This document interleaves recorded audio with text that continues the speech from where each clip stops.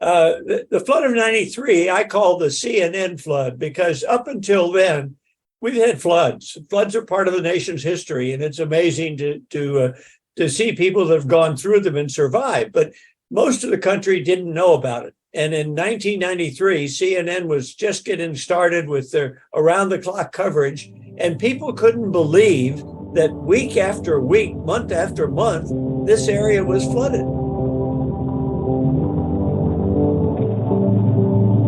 From the river to the valley to the sea.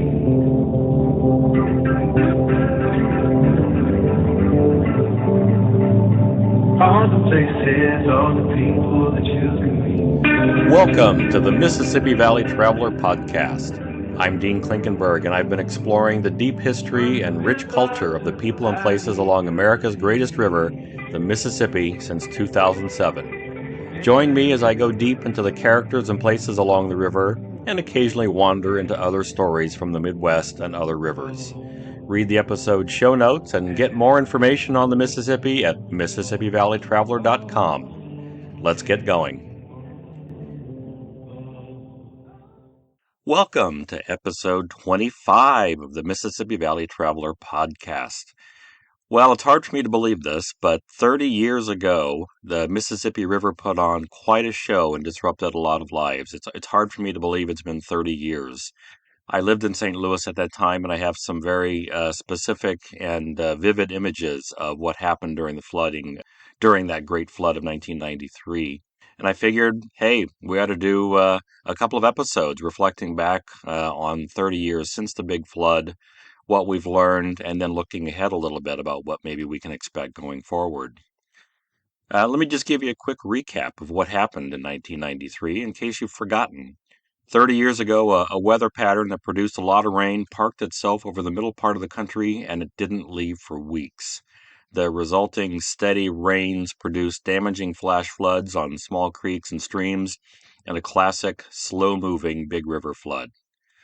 Midwestern soils were saturated after a wet fall in 1992, so when those heavy rains fell again in spring, the rivers came up pretty fast. Ultimately, though, the Great Flood of 1993 was remarkable not just for the volume of water that flowed down the Mississippi, and there was a lot of it, but also for the unprecedented amount of time that the river stayed high. People in river communities not only had to fight back that high water, they did it for weeks on end. It was exhausting. Grafton, Illinois, for example, was above flood stage for all but 18 days, from early March until mid-October.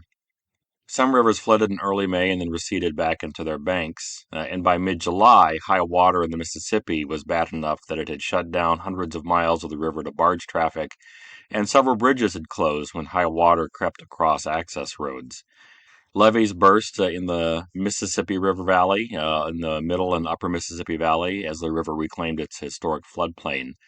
Communities rallied to sandbag vulnerable areas, sometimes successfully, sometimes not.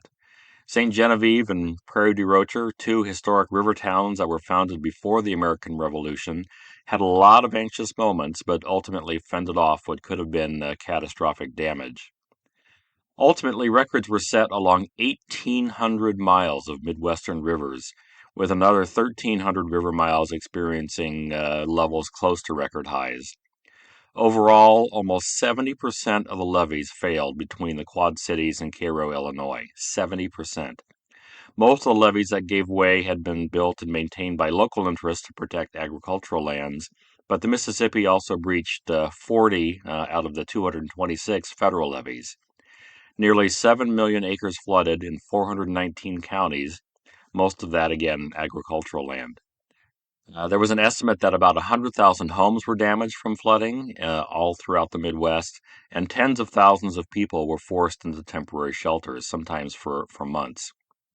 Total damages ended up being around $18 billion in 1993 dollars, and we know of 52 people who died as a direct result of the flooding. Iowa and Missouri were the hardest hit states, but many other states in the Midwest suffered from flooding as well. I go into a lot more detail about this flood in my book, Mississippi River Mayhem. There's a whole chapter on that. So if you want to know more and if you want to read some firsthand accounts from people who survived the flood, I suggest you pick up a copy of that book today. After the floodwaters had gone down, then President Clinton tapped General Gerry Galloway to lead a committee to review what happened in 1993 and make recommendations about what we could do going forward to prevent such extensive damage. The committee released the report in 1994, and it's since become known colloquially as the Galloway Report. Well, I'm pleased to tell you that the lead author of that report, General Galloway, is my guest on the podcast this week.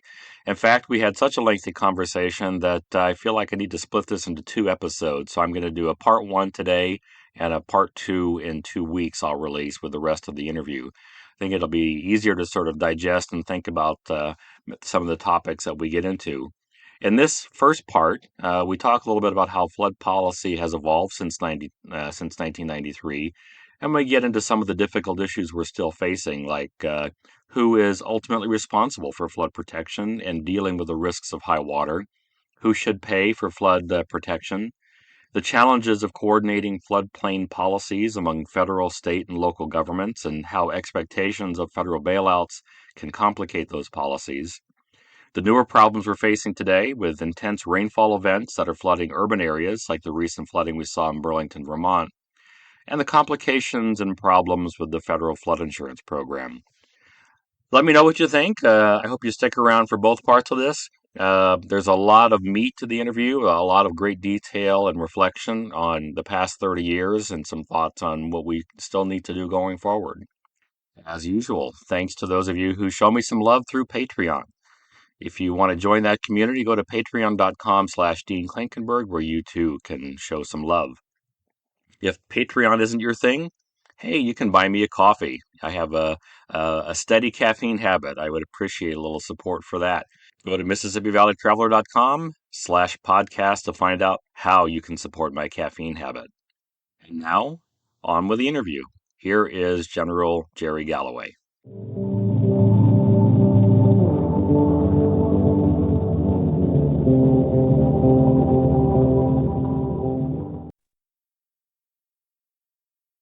General Gerry Galloway Jr. is an emeritus research professor of engineering at the University of Maryland, where his focus is on disaster resilience and mitigation, sustainable infrastructure development, and national security. He joined the faculty of the University of Maryland following a 38-year career in the U.S. Army, retiring as brigadier general, and served 8 additional years in the federal government, most of which was associated with water resources management. He served for 3 years as district engineer for the Army Corps in Vicksburg, Mississippi, and later for 7 years as a presidential appointee to the Mississippi River Commission. He's currently a member of the board of directors of the Water Institute of the Gulf, the advisory board of the Center for Climate and Security, and the CNA Military Advisory Board. In 1993 and 94, he was assigned to the White House to lead an interagency study of the causes of the Great Mississippi River Flood of 1993 and to make recommendations concerning the nation's floodplain management program, which is the reason we're here to have this conversation today. So welcome to the podcast, General Galloway. It's my pleasure to be here and to be talking to somebody that knows where the Mississippi is and knows the challenges that existed in 1993 and 1994. I was living in St. Louis in 93. I've been here, 38 years or so. And I remember on the day that the flood crested at its height, I was downtown for a wedding. And I remember just sort of the general chaos in that moment. We had just had the levee breach in Chesterfield along the Missouri River that flooded the Chesterfield Valley. We'd had the levee breach in Illinois that probably spared us a foot or two in flood height along downtown St. Louis, but flooded hundreds of square miles of Illinois. It was a very memorable period of time, and I'm also having a hard time accepting the fact that it's been 30 years since all that happened. Well, that's for sure. The flood of 93, I call the CNN flood, because up until then, we've had floods. Floods are part of the nation's history, and it's amazing to see people that have gone through them and survived. But most of the country didn't know about it. And in 1993, CNN was just getting started with their around-the-clock coverage, and people couldn't believe that week after week, month after month, this area was flooded. And people expect water to go right down. Have a flood, a day or two, it's gone. Here we are. There were places in Illinois across the river from you that were underwater still in October. It all went to the south and was draining slowly from the few outlets we had into the Mississippi. So it certainly is something the nation should remember on this 30th anniversary. And I think we're learning more because we see more with the TV shows today, but we also are experiencing more in many more places in the country, partially because we are putting ourselves at risk by building in the floodplain. Right. And that was one of the things I was hoping that we could have some conversation about today, too, is that I remember in that summer of 93, I was out visiting some relatives in New York City who were very concerned about my well-being with the flooding going on in St. Louis. And it was, I guess maybe our knowledge of geography isn't always great, but they didn't quite understand that it was really a fairly narrow stretch of the Midwest that was affected directly by the Mississippi River floods. There were other areas that were flooded and uplands from from heavier rains.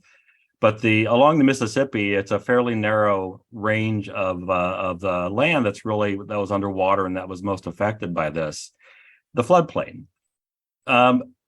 Your report, this kind of became known colloquially as the Galloway report. Your review that came out about a year later, and the report focuses quite a bit on the issue of floodplain management. And I'm really curious now, like with 30 years of hindsight, how have we done in the past 30 years with floodplain management? Are we better off now than we were in 93? Yes, for sure, we're better off. More people understand it, partly because of the education that takes place when you have reports like that, and you have people then that carry on extensions of that report and try and solve some of the problems. And so we're better off in that sense. We're not better off in the manner that we are still struggling with very interesting political challenges, getting people to control where people live, getting people to on their own understand the risk and do something about it. Our report said that the responsibility for the floods ran from the federal government to the state government to the local, to the individual, his or herself, who was responsible for selecting the property, not taking the right precautions when the floods started to rise, not moving out of the way, all of these sorts of things. And we still have those problems today. People are somewhat oblivious. The other thing we've discovered is that we can create problems for people that are downstream from us, and we still seem to have that problem.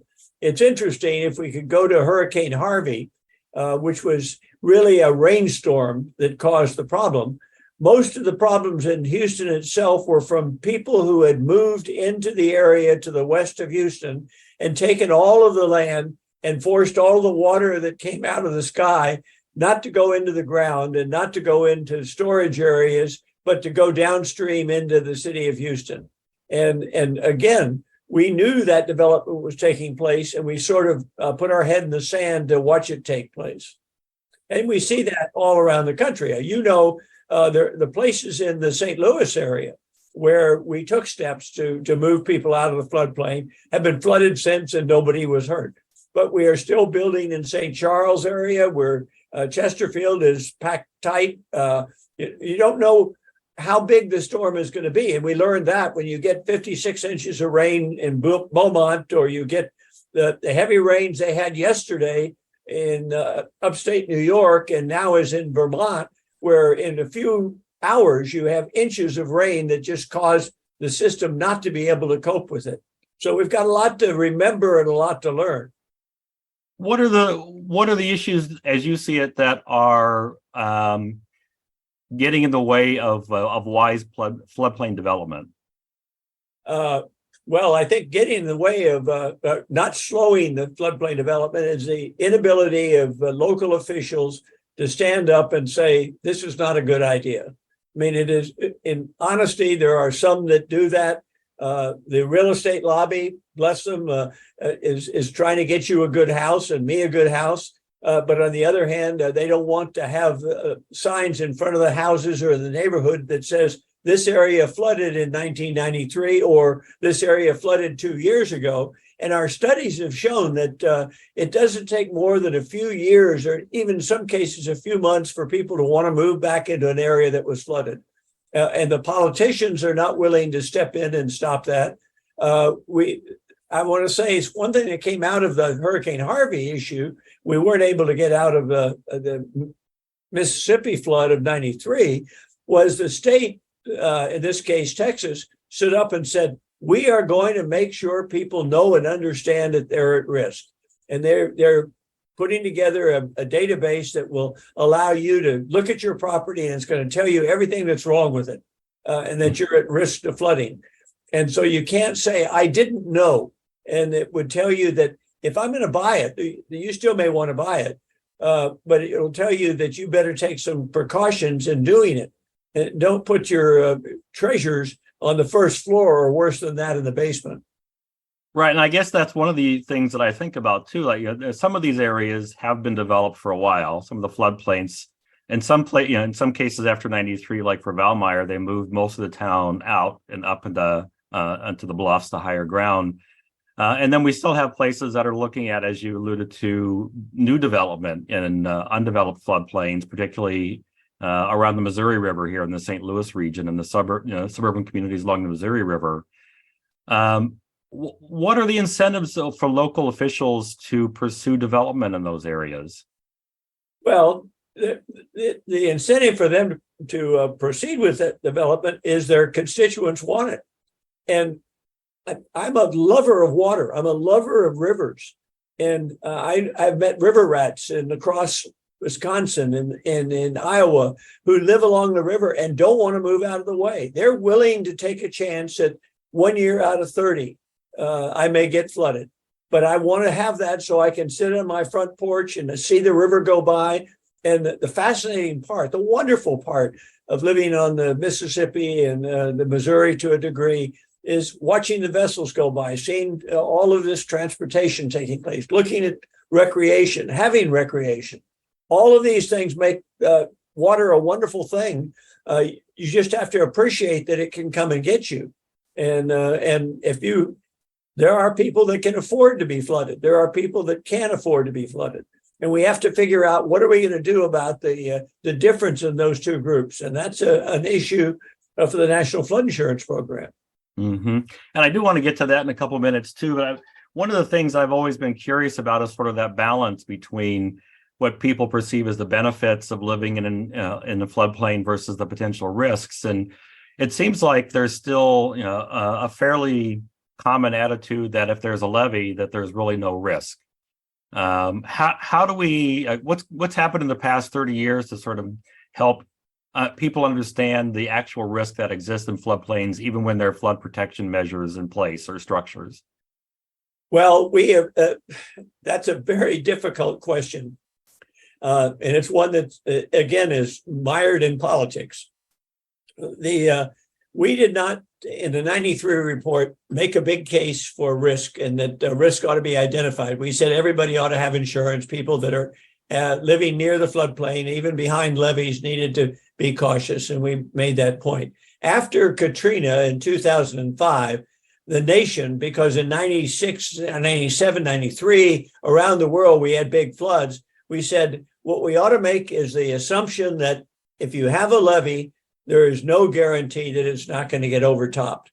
You can have a 100-year levee, a 500-year levee. Well, first of all, we know now that the whole concept of computing the return interval for a flood is bogus. It does not work. The climate change has caused the hydrology to be suspect. So we can't tell you exactly what it's going to be. And so we're saying that there's no such thing as absolute protection, and you better be prepared for the levee to fail or overtop. And all of the focus within major organizations, especially the Corps and the Bureau and others, is on how fragile is the system? What is the fragility index for the levee? Are you liable to find a car in the middle of the levee? Are you liable to find when they initially built it, they made some really bad mistakes, or that they're not maintaining it? And that's the one, and that happens a lot on the Missouri, where you have communities that can't afford to have a very vigorous flood levee maintenance program. But out of Katrina came the idea that we're going to go to risk, and that everybody has a risk. It's just how great that risk is. And you have to determine that. And there are many things you can do to determine that. You can look at the levee, you can understand where it is, you can see how close you are to a source of water, who's upstream from you. As we've seen in many places, because the river doesn't overtop the levee doesn't mean the people living behind you on the little streams that at the time you thought were little streams suddenly become gully washers and fill the area behind the levee, and the pumps inside the levee don't get the water out. We had that again after Katrina in New Orleans. They were repairing a number of the pump stations, and the pumps were out, and it poured down rain in an area that should have been protected. We spent $15 billion on protecting it, was flooded because internally they hadn't taken care of the problem. And so that risk is there, and people need to understand that. It's very hard to get people to deal with that. The states are now really concerned about the other part of that is, I live upstream, we'll say, from you, and you live at a levee near a big river, but I live on a smaller stream or a river upstream, and I'm solving my problem of heavy rainfall. So I'm going to get a system that really gets rid of all my water. And where does it go? It goes to you. And how do we prevent me flooding you? The state of Louisiana has looked very hard at this and has discovered that in a community, when you look at it, there can be 10, 15, 20 agencies that have the right to dump water off their property into a river and cause harm downstream. The cause no harm concept is one people ought to understand and look to.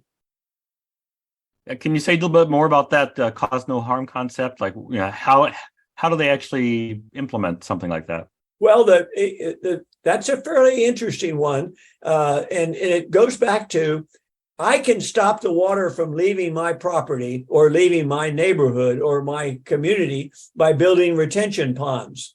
And I'm going to jump for a second into something that is so far away from us that seems to be something you might not want to consider, but we have to consider. The Chinese, in about 2012 or so, they had a major flood in Beijing, and the president, Xi Jinping, said, I don't like this idea of a whole bunch of people being killed, millions, billions in damages in my city. I want you to get rid of the water and hold it here in the city in places, not send it downstream and flood other people, not let it flood you inside. And so they've launched on a program that they hope to be completed with in mega cities. And a mega city for them is 30 million people. So you can see they're dealing with big issues, where 70% of the water that falls on that community is retained in the community, either in underground storage, in wetlands. I've been to 4 of the cities like that, and the people love it because there are parks, there are recreation areas. They've had to take down some buildings in order to do it, but it's a lot easier for them to do that. I mean, they don't have much choice in that, but they did that. The concept has been tried in some of our cities on a smaller basis. And so you can have retaining ponds. You can have retaining ponds for a golf course. You can have retaining ponds for an area that has a lot of parking lots or has a lot of concrete on the ground that's going to cause the water to run off. You got to find a place to store it until you can gradually let it out into the river and not cause harm downstream. Hey, Dean Klinkenberg here, interrupting myself. Just wanted to remind you that if you'd like to know more about the Mississippi River, check out my books. I write the Mississippi Valley Traveler guidebooks for people who want to get to know the river better. I also write the Frank Dodge Mystery Series set in places along the Mississippi. Read those books to find out how many different ways my protagonist Frank Dodge can get into trouble. My newest book, Mississippi River Mayhem, details some of the disasters and tragedies that happened along Old Man River. Find any of them wherever books are sold. It seems like that's pardon the pun, but like a sea change in the way we think about managing the Mississippi too. Wasn't the idea for a couple of generations, we want to move the water down the channel as fast as possible to mitigate floods? Yes, and that was the way up until 1927 when the flood occurred then. And then as after 27, the Corps of Engineers went to the multi-purpose way of dealing with things. They came up with the major reservoirs downstream of you. There are some in the hinterlands of Missouri and Illinois and Iowa that retain water above the big cities, and that's useful. But again, in 2011, on the upper Missouri, we had a massive rainfall and snow melt at the same time. And all of these, the 6 of the largest dams in our country were filled with water, and there was nowhere for the water that was still coming to go other than to get out of the banks and flood the people in places in North Dakota and Iowa and many other places in the area. And you saw the same thing in a more recent flood where the people around Omaha were flooded by the Platte backing up.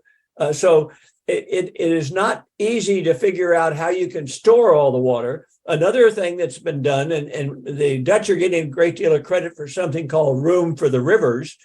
They are taking people away from the edge of the river and using that to store water when the water is very high.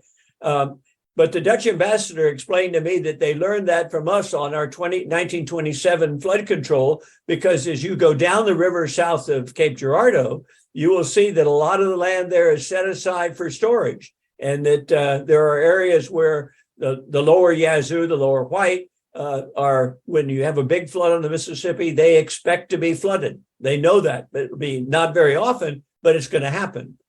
Mm-hmm. Now, how do we give recompense to people who get flooded by that?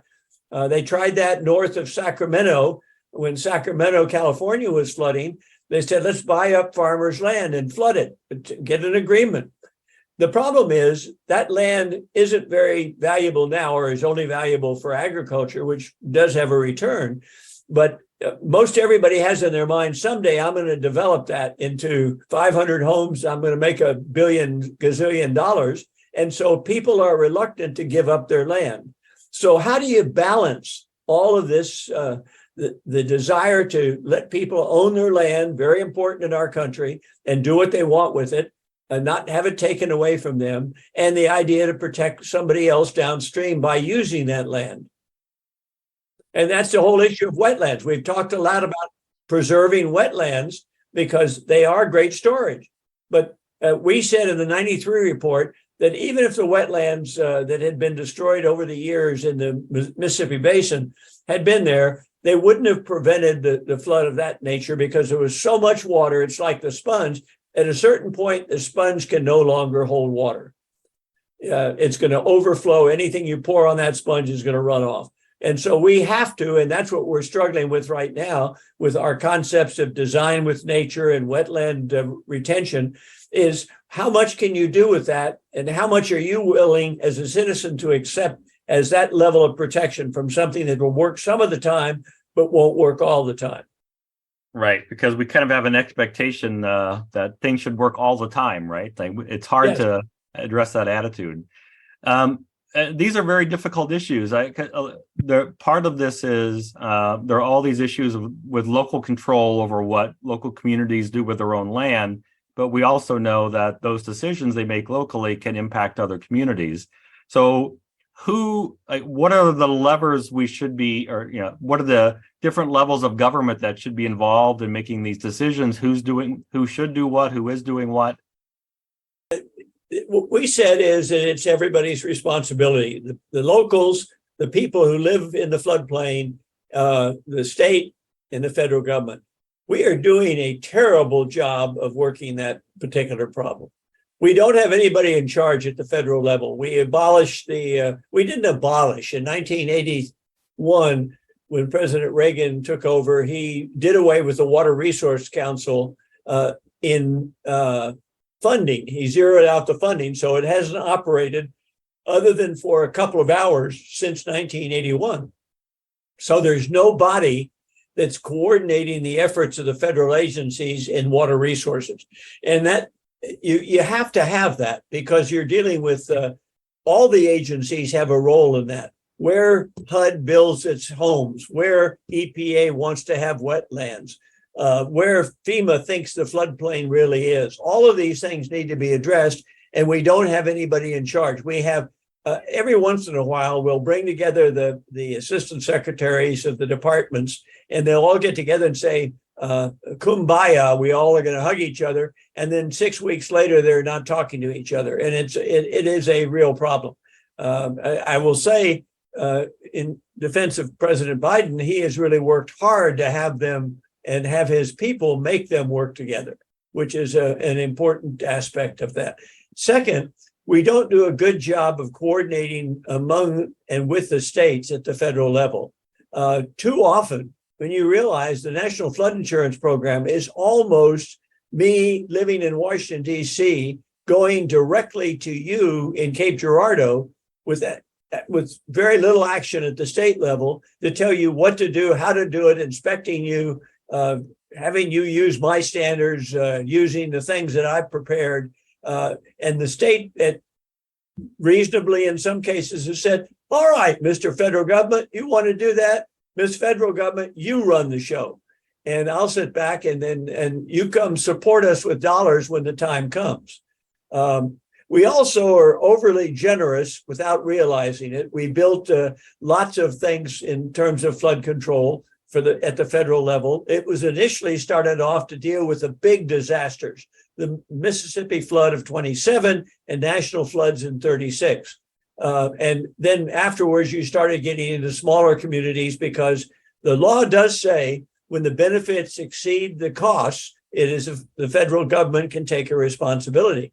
It didn't say it has to, it doesn't say what level, but it's been assumed to be that case. And so that becomes a challenge. What are we going to pay for? And then at the same time, my good friend who has a farm in Iowa, it gets out with his, he's near the shoreline. He wants to keep a crop going.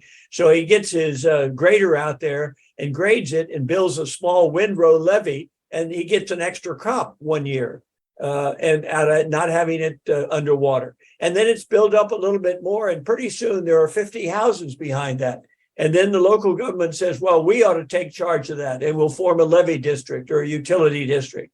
And the state sort of either closes its eyes or decides that's okay, that's tax revenue. And you go on from there. And so we are not dealing well in a coordinated fashion with how we're going to protect against flooding. Right. Those seem like very difficult problems to address, though. Like you're the farmer you mentioned that on the one hand, it's his private land. So he probably thinks, why shouldn't I be able to build a little bit of an extra berm to keep water out so I can grow more crops? What are the checks and balances at that level to prevent individuals from doing things that might have bigger repercussions throughout the whole system? Well, you're absolutely right. How do you do that? It's fine to build your levee, and it's fine to let people move behind it. But they all ought to know that if something goes wrong, it's their problem. But what do? They look to the federal government to bail them out. What does your local congressman do? Bless them. They'll say, well, what can we do? Certainly we have emergency restoration. We have restoring, actually rebuilding the levee, something called PL 8499, which allows the federal government to come in if the levee has been kept up to speed and do the repairs for you. Well, all of these things are okay when you've got a few levees, but when you've got levees all over the country, or worse than that, you don't know where all the levees are in the country because states don't have accurate counts. They don't worry about it. Some states are oblivious to it deliberately, and other states like California are very, very close to what's going on and see what they're looking at and what they have to worry about.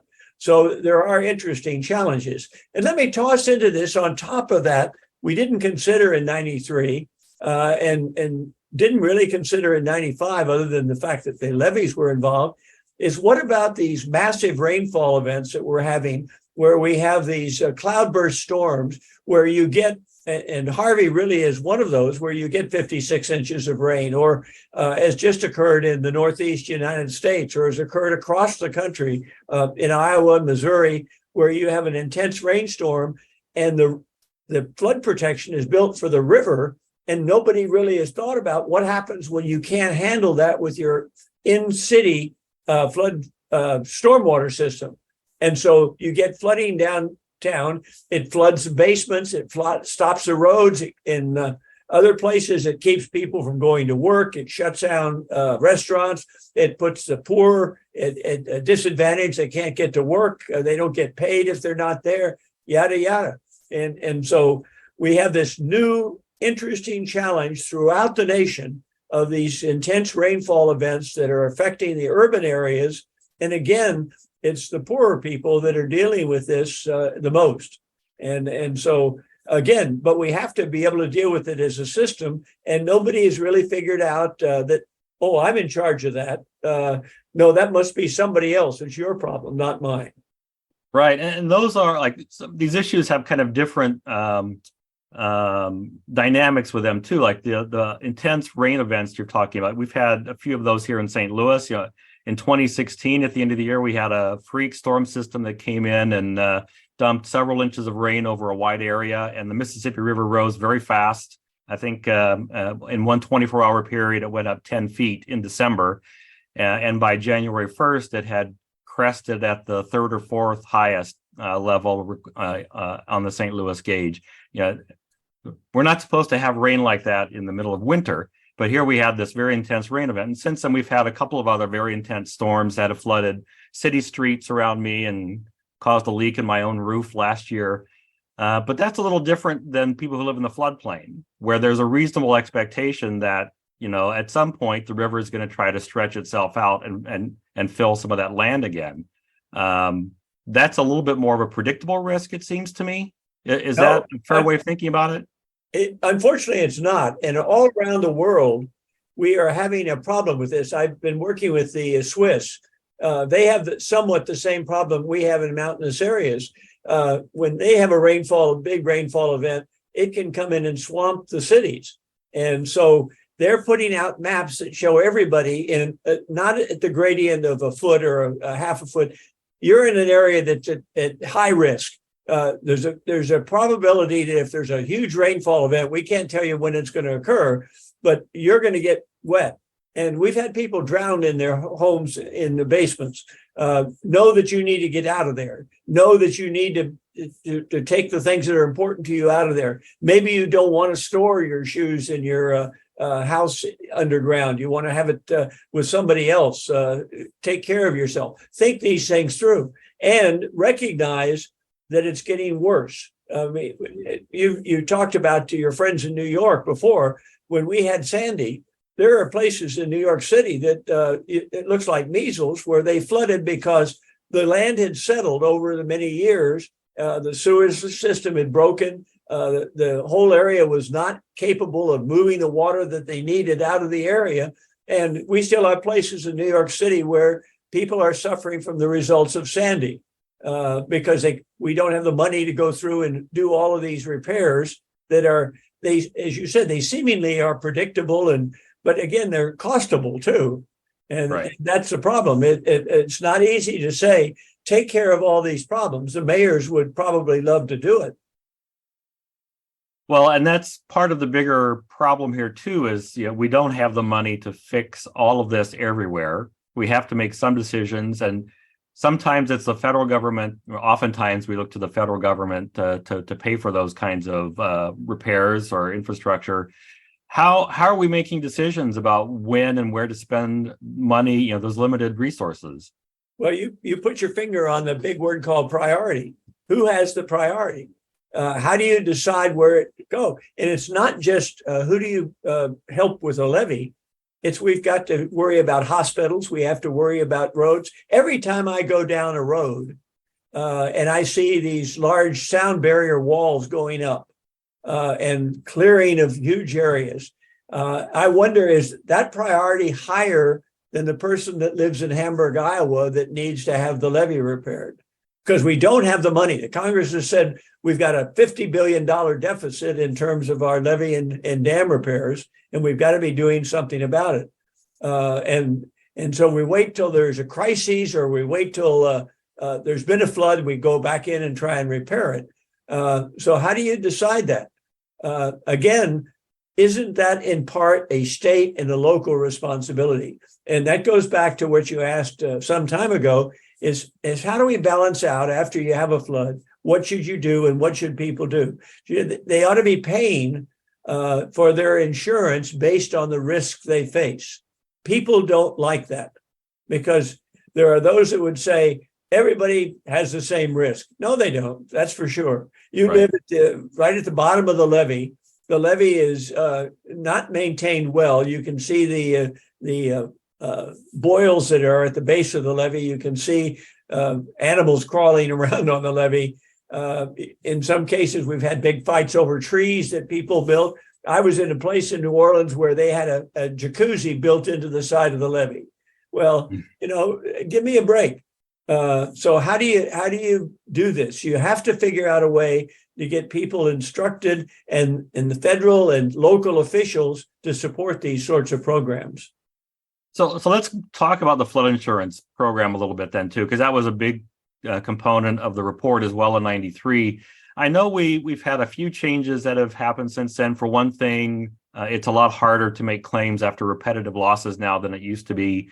Did we change the waiting period before? I remember I had friends in the floodplain Yes. in Illinois who were able to buy insurance, and in 5 days they had coverage. We changed that, and that was there have been a number of changes. The problem with insurance is FEMA is run by a board of directors of 535 people. Each one of them has an interest in not causing any pain to his or her constituents. And in 2010, we began to look at risk-based flood insurance. And in 2012, the Congress went along with this and passed a law that said we're going to make risk-based. And in 2014, they repealed that because everybody said, oh, I'd have to pay an awful lot. And it would be in Lafourche Parish, Louisiana, most of the people would not be able to sell their homes because the insurance would be so much for the person that was buying it that they wouldn't want to buy it. And the same thing happened in the coast of Massachusetts and along the eastern shore of Maryland, and mostly in coastal areas. But again, the idea that if you lived in a risky area, you'd pay more became unacceptable. Again, there were people that couldn't pay. FEMA did a study, and they came up with a study that said we need to supplement, we need to have some way to subsidize the insurance for people below a certain level. We have lots of housing programs, and why don't we just do that? That's 2015 that the study came out, or 14. We haven't done anything with it. We're just talking about it. So it's who can afford insurance. If they can't afford it, what do you do about it? Unfortunately, the people that are most at risk are the people that can't afford it.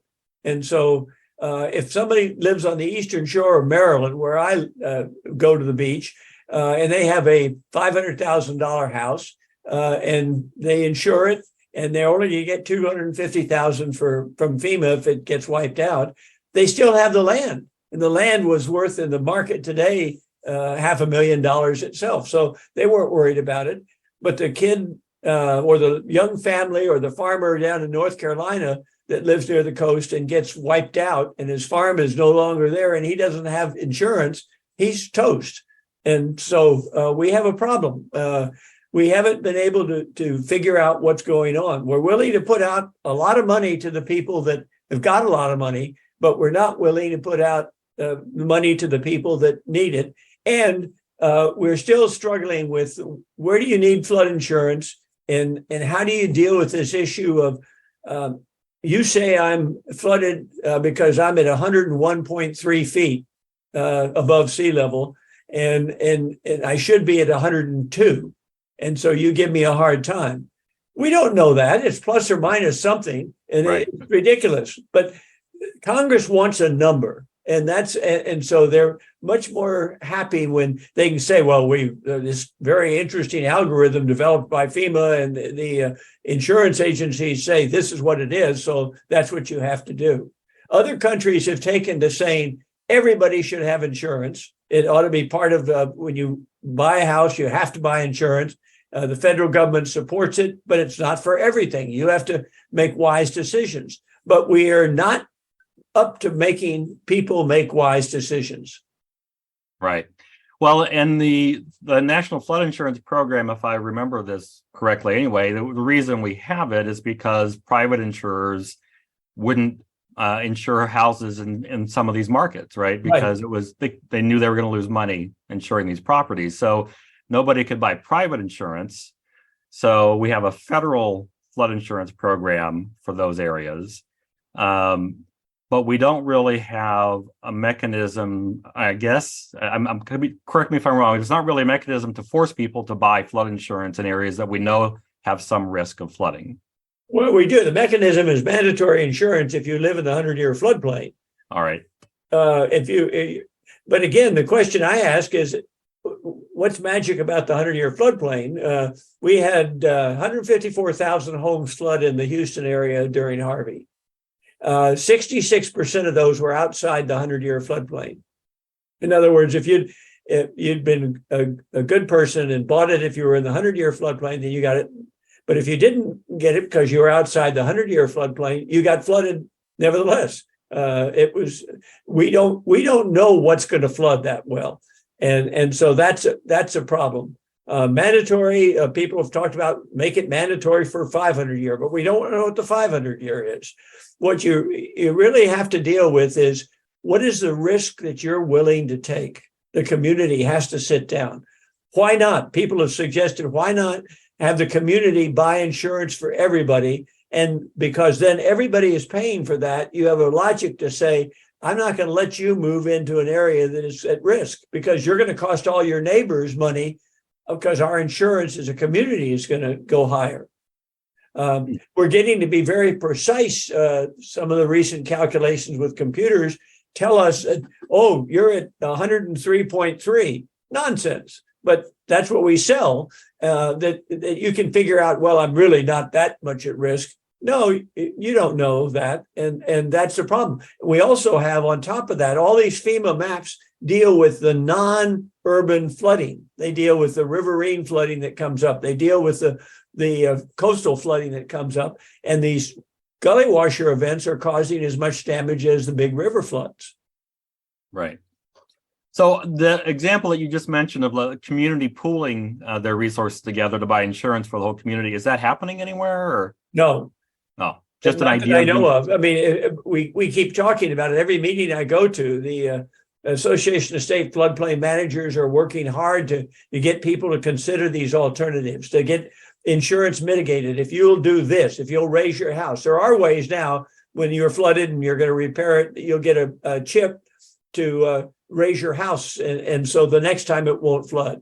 And obviously relocation is the federal government's willing to support. But again, it's very difficult to get people to buy in, because if you get too much relocation, the community says they begin to suffer by loss of the tax base. Mm-hmm. Right. And they aren't paying the price so much of the flooding if the federal government is coming in to repair things. If the money being used to repair the community is coming from federal funds, the risk to the local community is less than anyway. Many communities are around the world, not here, but in the U.S., although there are some cases of this, the word retreat is being used. That's a 4-letter word, I'm sure, in Missouri. The idea that you live in an area that is periodically been flooded, why don't you move back somewhere that's not going to flood? Then you know that you're not going to flood. However, we just had, again, we have these floods, intense rainfall events that are now putting that to shame. The idea that you can completely avoid the risk of water. Right. So, given the problems that we've had with the National Flood Insurance Program, has it outlived its usefulness? Yeah, I would like to tell you that I have an answer for that, but the problem is I don't have a solution if we were to move it out of the way, because we're not about to tell everybody, go to the insurance companies, because we're going to really charge you a pretty hefty fee.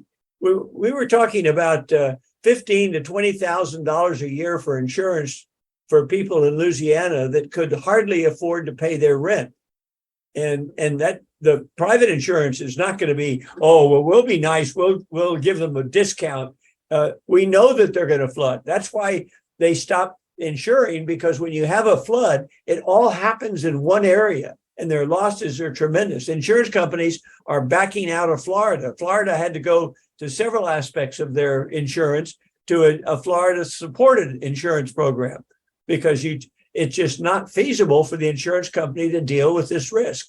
Mhm. Insurance people recognize risk. We don't. Right.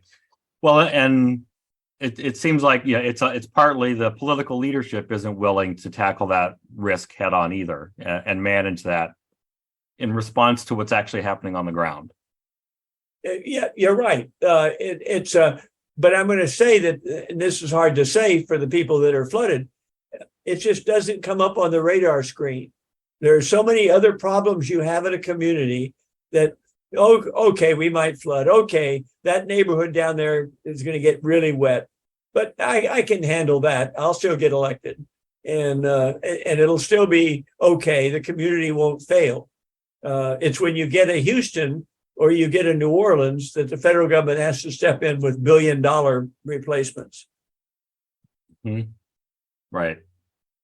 And in fairness to some of the communities, like Louisiana in particular, there are people that have been there for a long time, and their risks have increased with the loss of coastal wetlands that have increased their exposure to big storms. It's not all that people are just moving into those high risk areas now. There, in some communities, people have been there a long time. And if you want to go down to coastal Louisiana, and I've gone up and down the coast, we have oil rigs out there that are keeping us warm in the winter. We have fishing out there that is terribly important to the economy of the U.S., plus also our stomachs as you get this good food. And the people that do those sorts of jobs have to live reasonably close in. We have oil refineries along the coast of the Gulf, all the way from Texas over into Alabama. And again, those are part of our economy. And so the people that work there have to have some sort of protection, and we've got to figure out what to do for them.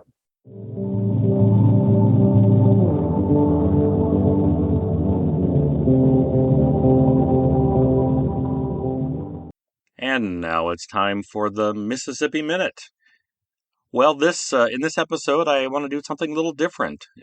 We are marking 30 years since the Great Flood of 1993. I have some very specific memories from that. I remember I was in downtown St. Louis at a wedding right at the time the Mississippi River crested at St. Louis at just under 50 feet. There were a lot of people downtown at the arch. The water had crept up, as I recall, about 2/3 of the way up the steps. Maybe it was a third. My memory might not be great about that, but it was certainly higher than anybody had ever seen the water in front of the arch. There was chaos further west. The Monarch Levee had been breached out in Chesterfield, and Highway 40, one of the main thoroughfares in the region, was underwater. I was wondering what memories you have of the Great Flood of 1993. If you have a story you'd like to share, I'd love to hear it, and maybe even run it on the podcast in the next episode. In 2 weeks, I'll have part 2 of the interview with Gerry Galloway. And I would like to be able to include some personal stories about your experiences with the flood. If you have something you want to share, get in touch with me at MississippiValleyTraveler.com/contact. Or you can just send me an email direct to dean@travelpassages.com. Thanks for listening. I offer the podcast for free, but when you support the show with a few bucks through Patreon, you help keep the program going. Just go to patreon.com/Dean Klinkenberg. I'd be grateful if you'd leave a review on iTunes or your preferred podcast app. Each review makes a difference and helps other fans of the Mississippi River and the Midwest find this show. The Mississippi Valley Traveler podcast is written and produced by me, Dean Klinkenberg. Original music by No Offense. See you next time.